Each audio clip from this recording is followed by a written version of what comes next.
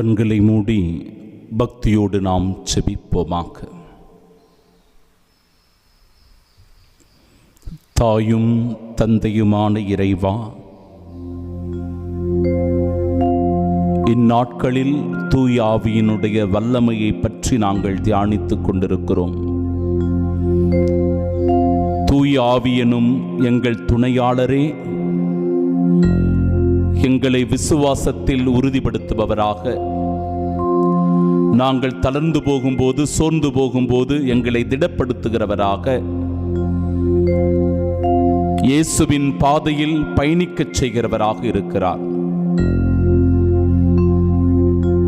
மனிதர்களாகிய நாங்கள் பலவீனமானவர்கள் ஆண்டவரே, உண்மையை உணர மறுக்கிறோம்.